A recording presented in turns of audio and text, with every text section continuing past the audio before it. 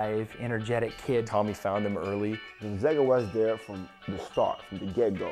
You know, we had recruited Ronnie the longest, but Ronnie was evaluated by numerous, high-level programs. We're going over there because they had those other kids. Boris Diaw, Tony Parker, Michael Pietrus. And he just didn't feel the trust and loyalty. He said that a bunch, where they were kind of like, oh, if we get this guy, then we're not going to talk to you, but if we don't, then we want you. And that's just not how Ronnie operates. There's no doubt trust was the main factor in getting Ronnie Turioff to commit to Gonzaga. But Tommy Lloyd used one extra little trick to finalize the deal. He'd ask me questions that were funny, like, hey, what's the weather like? And it was like, you know what? The weather is like Paris, but you know what? During the summertime, it's so sunny. Oh my God, it's so unbelievable.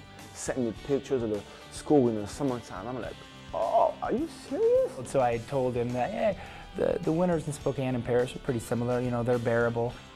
Bam! Signed a couple days after that. Well, I get there about October.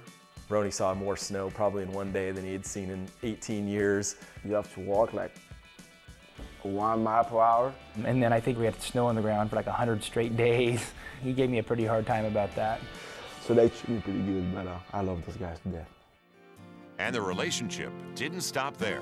That first moment we met, we've had a pretty special relationship ever since. He's basically a family member, to my family. With my kids, and my wife. He's definitely a part of our family. When he got to Gonzaga, it didn't take long for the fun-loving Turioff to embrace college life. I just remember Ronnie walking across campus. He just turning heads. Everybody coming up and talking to him, taking pictures, and he was so gracious. He knew everybody by name. He was friends with every janitor. People behind any phone around here. Every secretary. People in the administration. He could tell you the names of their kids and how they're doing. And he was an ambassador to the university and to the city. And I just loved it. I really loved college life. Ooh. Ronnie and I would go to the volleyball games or women's basketball games. Every single sporting event. The difference was that I'd tend to just watch and be quiet, and he would be the first guy up there yelling and screaming and cheering him on. And the one thing he does, I think everybody he meets, they feel really great when he walks away.